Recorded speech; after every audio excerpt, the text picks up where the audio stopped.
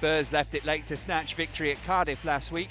An injury time winner from summer signing Paulinho means they go into this game joint top of the table. Solid defensive displays have seen them concede just one goal so far, so boss Andre Villas-Boas will be eager for Danny Rose to return at left back following a foot injury he picked up in Europe. Chelsea claimed their first win in 3 attempts with a 2-0 victory over Fulham last week.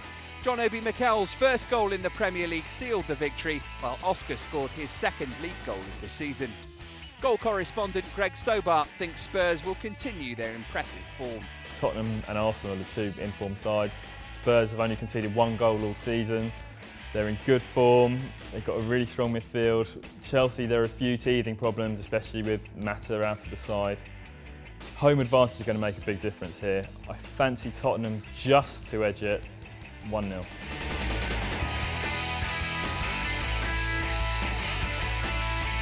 David Moyes tasted defeat in his first Manchester derby last week as his side suffered a humiliating 4-1 loss to Manchester City. The noisy neighbours ran riot to leave the Red Devils red-faced, and with just 7 points from a possible 15 so far, Moyes needs improvement in the Premier League. He could still be without Robin van Persie, who missed the derby with a groin injury. West Brom won for the first time this season last weekend, recording a comfortable 3-0 victory over struggling Sunderland. Stefan Sessegnon made a dream start to life at the Hawthorns, scoring on his debut against his former club. Well, I've not been particularly positive about Manchester United's performances so far this season, and they have had a difficult start. I think they'll probably look to step it up now this week. West Brom at home is a really good opportunity to get their confidence back after such a horrible derby defeat. Under Ferguson, when they had a bad defeat, like when they lost 6-1 to City, United would go on a run, they'd shore up the defence, they'd start scoring goals again. I don't think it will be quite the same under David Moyes, but I expect them to win fairly comfortably at home, especially if Van Persie returns. And with Wayne Rooney in as good a form as I've seen him for many a year, I'm going to say 3-0 to Manchester United.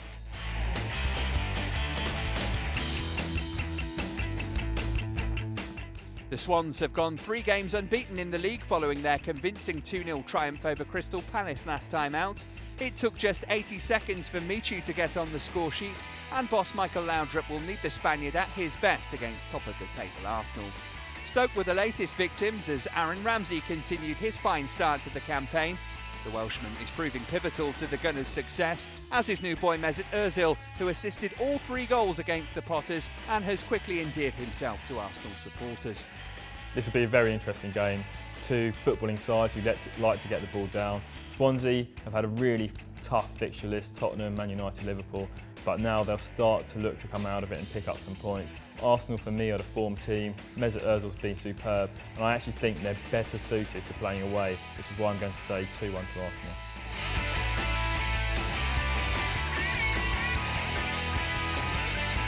The Toffees are the only unbeaten team left in the top flight after they came from behind twice to beat West Ham last week. Roberto Martinez still has injury concerns over Leon Osman and Steven Pienaar, while Aruna Kone is still being troubled by a knee injury, which means Romelu Lukaku could be in line for a first start after his match-winning debut at Upton Park. Newcastle's 3-match unbeaten run ended at home to Hull last week, and the loss was further compounded by the sight of Johan Cabaye limping off. The Frenchman is touch and go ahead of Monday, and boss Alan Pardew can ill afford any more absentees, with 5 other first-team players already sidelined. Everton have really stepped it up the last couple of weeks. They've beaten Chelsea, they've beaten West Ham. They made some great signings on the last day of the transfer window. I think that's why they're going to finish in the top 6 or 7 this year. Newcastle I worry about. They've got some great individual players, but they're still not playing as a team. I think Everton will win comfortably at home 2-0. Elsewhere, Greg thinks Manchester City will win at Villa Park, Fulham will overcome Cardiff, and Hull and West Ham will finish all square. He also thinks Sunderland will narrowly beat Liverpool, and Stoke and Norwich will play out a 1-1 draw.